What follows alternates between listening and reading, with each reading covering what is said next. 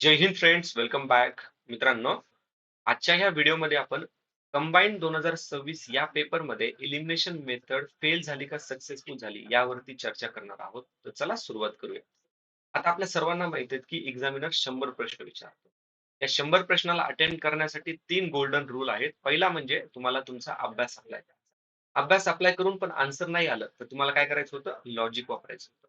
Logic वापरणं म्हणजे तुक्का मारणं नाहीये. लॉजिक वापरणं म्हणजे तुम्हाला पी-वाय-क्यू एनालिसिस माहिती पाहिजे आणि अजून काय त्या सब्जेक्टचं बेसिक नॉलेज असणं आवश्यक आहे.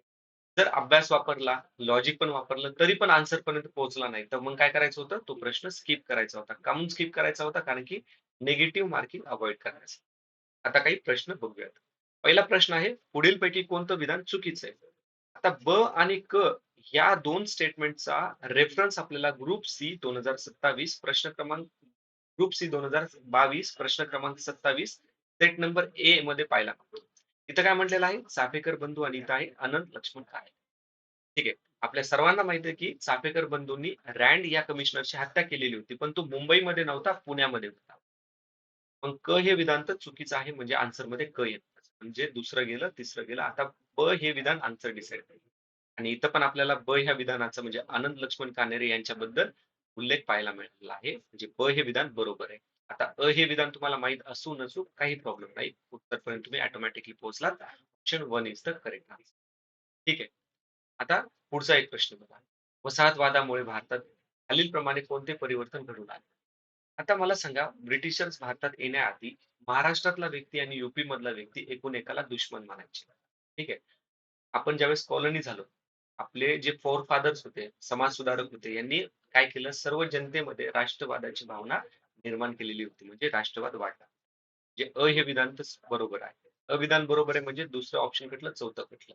अविधान बरोबर असल्यामुळे बाय फॉल्ट ब हे विधान पण बरोबर आहे कारण की दोन्ही ऑप्शन मध्ये ब दिलेला आहे. ठीक आहे. आता आन्सर डिसाईड होणार क ह्या विधानावर. भारतात नागरीकरणाचा वेग वाढला.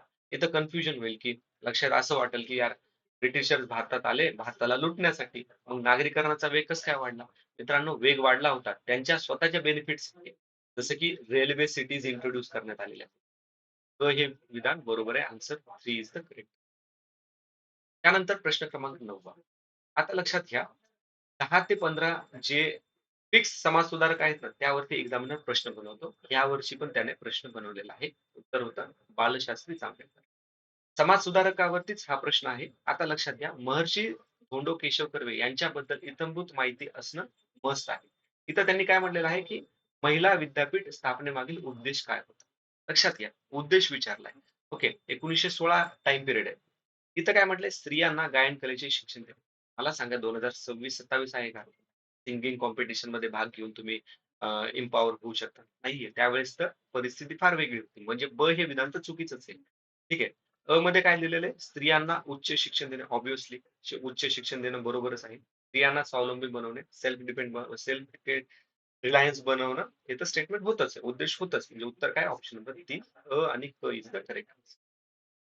आता प्रश्न क्रमांक 21 मध्ये काय म्हटलेलं आहे? बहुराष्ट्रीय कंपन्यांच्या विस्ताराबाबत आणि व्यापारी डावपेचाबाबत कोणते विधान बरोबर आहे? बहुराष्ट्रीय म्हणजे जी कंपनी भारतात, अमेरिकेत, त्याचबरोबर कॅनडामध्ये पण आहे, फ्रान्समध्ये पण आहे. असं जगभर त्याचं जाळं आहे. पहिल्या स्टेटमेंटमध्ये त्यांनी तेच सांगितलं. म्हणजे पहिलं कुठं आहे? ऑप्शन 1 मध्ये आहे, ऑप्शन 4 मध्ये. दुसरं चुकलं, तिसरं चुकलं. आता लक्षात घ्या.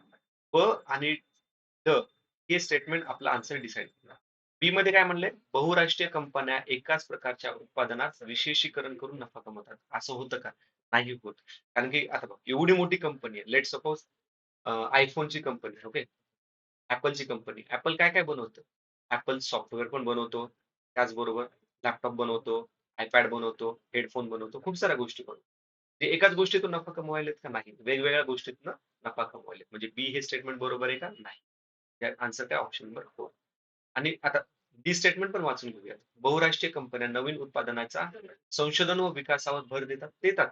का म्हणून? त्यांच्याकडे रेव्हेन्यू जास्त आहे. रिसर्च एंड डेव्हलपमेंट केल्यावर त्यांच्याकडे प्रोडक्शन वाढेल ना. जसं की iPhone त्याच्यामध्ये अपग्रेड केलं त्यांनी. रिसर्च एंड डेव्हलपमेंटच केली ना. अजून मनी वाढवला, पैसा वाढवून मोबाईल महाग केला. प्रश्न क्रमांक 23 काय म्हणतो? शिक्षणातील लैंगिक समता निर्देशन GPI संदर्भात त्यांची प्रमाणित गणना पद्धत खालीलपैकी कोणती आहे? ठीक आहे. पहिल्यांदा अभ्यास अप्लाय करायचा. अभ्यास अप्लाय करून आन्सर नाही तर लॉजिक वापरायचं. काय म्हटलं होतं? जेवढी जास्त इन्फॉर्मेशन तेवढा उत्तर यायचे चान्सेस जास्त. आता हे स्टेटमेंटमध्ये पण बघा. विशिष्ट शिक्षण स्तरावर स्त्रियांचा सकल नोंदणी दर आणि पुरुषांचा सकल नोंदणी दर यांचं गुणोत्तर. काही निगेटिव्ह वापरले का नाही? प्रॉपर स्टेटमेंट मानलेला आहे. Option 2 is the correct answer. आता यापुढे अजून एक प्रश्न बघूयात. लेखाशास्त्राचा लेखा या शब्दाचा नेमका अर्थ काय? जेवढी जास्त इन्फॉर्मेशन तेवढं उत्तर यायचं चान्सेस जास्त. आणि स्टेटमेंटमध्ये पण त्यांनी असं काही वेग दिलेला आहे का नाही? व्यवहाराची ओळख, नोंद, वर्गीकरण, संक्षेप करणे आणि बाकीमध्ये केवळ, केवळ, केवळ. केवळ असते का? नाही. Option 1 is the correct answer. काय म्हटलं होतं? ओन्ली शब्द 99% राहील. त्यानंतर आता प्रश्न क्रमांक 28 बघा. मौद्रिक धोरणाच्या संख्यात्मक साधनांची आपल्याला उद्दिष्टांची जुळणी करा म्हटलं. ठीक आहे. अभ्यासाचा पार्ट आहे. जर एक्झाम प्रेशर मध्ये लक्षात नाही आलं. एक हिंट एक्झामिनरला दिली ती म्हणजे बघा. रोख राखीव गुणोत्तर. राखीव म्हटलंय. इथं बघा राखीव ठेवी. म्हणजे ब ची पेअर काय आहे? 1 is the pair. Answer 2 is the correct. ठीक आहे. त्यानंतर प्रश्न क्रमांक 34. लोकसंख्येचा लाभांश या संकल्पनेत लाभांश काय? ओके. आता जेवढी जास्त इन्फॉर्मेशन तेवढा आन्सर यायचे चान्स. आणि तुम्हाला अजून एक सांगितलं होतं, की जसे शब्द असतात तसं म्हणजे प्रश्नामध्ये जसे शब्द आहेत, तसे ऑप्शनमध्ये पण शब्द पाहिजे. इथं लोकसंख्येचा लाभांश, इथं लोकसंख्येमुळे होणारा लाभ, इथं काय काम करणाऱ्या वयातील वाढलेली लोकसंख्या, इथं लोकसंख्या आहे, इथं पण लोकसंख्या आहे. ठीक आहे. म्हणजे आन्सर हे 3 आणि 4 तर नसणारच. इथं लोकसंख्या आहे. वाढती प्रौढाची लोकसंख्या म्हटली. आणि लाभांश. मला सांगा आता लाभांश कसा होणार आहे? हिडन मीनिंग लक्षात घ्या. 15 ते 59 वयोगटातील जे व्यक्ती आहेत ना, ते काय करतात? काम जास्त करतात. म्हणजे त्या लोकसंख्येचा वाढ होऊन आपल्याला फायदा होणार आहे. काम करणाऱ्या वयातील लोकसंख्येत वाढ म्हणजेच लोकसंख्येचा लाभांश फायदा होणार आहे. Answer 2 is the correct. त्यानंतर बघा 35वा प्रश्न. Which of the following includes non development expenditure in budget? अर्थसंकल्पनातील विकासेतर खर्चामध्ये कशाचा समावेश होतो? आता कशाचा समावेश होतो? काय म्हटलेलं बघा त्यांनी, नॉन डेव्हलपमेंटल एक्सपेंडिचर. शिक्षण हे डेव्हलपमेंटल एक्सपेंडिचर आहे. कारण की लॉंग टर्म मध्ये शिक्षण आवश्यक. रिसर्च अँड डेव्हलपमेंट, बिझनेस करण्यासाठी, काही पण बनण्यासाठी शिक्षण हे बॅकबोन आहे. ठीक आहे. म्हणजे सी तर आन्सर मध्ये नसणार आहे. तर आलं ऑप्शन वर. आता 38वा प्रश्न. मी तुम्हाला काय म्हटलं होतं, ब्रॅकेटमध्ये इन्फॉर्मेशन दिली म्हणजे एक्स्ट्रा माहिती. म्हणजे उत्तर यायचे चान्सेस जास्त. पण इथं लॉजिक फेल झालंय. याचा आन्सर 3 होतं. इथे लॉजिक फेल झालं. आता 52वा प्रश्न बघा, कॉमन ऑब्झर्वेशन्स होता. ग्रामपंचायत खालीलपैकी कोणते शुल्क वसूल करत असते? बस तिकीट, आयकर आणि सीमा. नाही, सीमा कस्टम ड्युटी करते का? नाही, फक्त घरपट्टी. ठीक आहे. सोपा प्रश्न होता. त्यानंतर बघा 53वा पॉलिटीचा प्रश्न आहे. भारतीय संविधानाच्या 12व्या अनुसूचीमध्ये नगरपालिकासाठी खालीलपैकी कोणते कार्य निश्चित केले? नगरपालिका कुठं असते? शहरामध्ये. इथं शहर आहे, इथं शहर आहे. शहरामध्ये कारखाने असतात आणि आर्थिक आणि सामाजिक विकासाचे नियोजन होऊन शहरात असो का ग्रामीण भागात असो तिथं असणारच. तर option 4 all of the above. आता बघा, राज्य लोकसेवा आयोगाच्या सदस्यांना काढून टाकता येते. येते. हा अभ्यासाचा पार्ट आहे. इथं काहीच लॉजिक लागणार नाही. ठीक. आणि विशेष म्हणजे पी-वाय-क्यू रिलेव्हन्स पण याच्यामध्ये आहे. विथ पी-वाय-क्यू प्रूफ मी तुम्हाला लास्ट व्हिडिओमध्ये सांगितलेलं होतं. आता हा प्रश्न कॉमन ऑब्झर्वेशन्स आहे. काय म्हणले? मातीचा किंवा मृदेचा उपजाऊ स्तराच्या नुकसानीस रिकाम जागा म्हणतात. ठीक आहे. काय म्हटले? Loss of upper fertile layer of soil is known as. अरे सॉइल इरोजन, कॉमन सेन्स मित्रांनो. इथं ब्रॅकेटच्या नादी नका लागू. Common sense. आता प्रश्न क्रमांक 79. खालीलपैकी कोणते जीवनसत्व पाण्यात विद्राव्य आहे? याच्यात तुम्हाला एक ट्रिक सांगितली होती. किडा.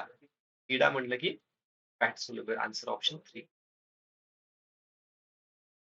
आता लक्षात घ्या मित्रांनो. या 2026 कंबाईन मधून आपल्याला कंबाईन 2027 साठी काय टेक अवे घ्यायचे आहे? तर पहिली स्टेप, जर तुम्ही सिरियसली कंबाईन 27 करायचं असेल तर पहिली स्टेप आहे 2027 चा पेपर प्रॉपरली रीड करा. 2-3 वेळेस रीड करा. सॉल्व्ह नका करू. रीड करा. रीड करा आणि मायक्रो एनालिसिस करा. म्हणजे काय?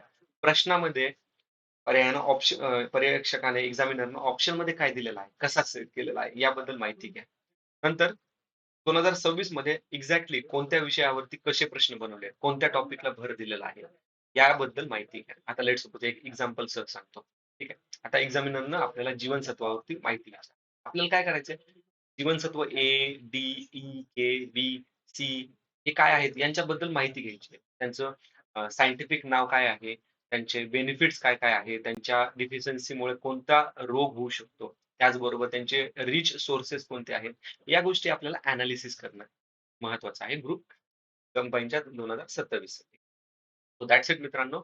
तर लक्षात घ्या, अँक्झायटी होत असेल, नर्व्हसनेस होत असेल किंवा सेल्फ डाऊट येत असेल किंवा पुढे काय करायचं हा प्रश्न तुम्हाला तुमच्या मनात येत असेल, तुम्हाला ईमेल करू शकता. कारण की टेलिग्राम चॅनल चलत नाहीये. I don't know, may be नीटची एक्झाम होऊस तर त्यांनी गव्हर्नमेंट ऑफ इंडियानं ते बॅन केलेलं आहे. तर तुम्ही मला ईमेल वरती संपर्क करू शकता. Okay. Thanks for watching this video. जय हिंद. Take care.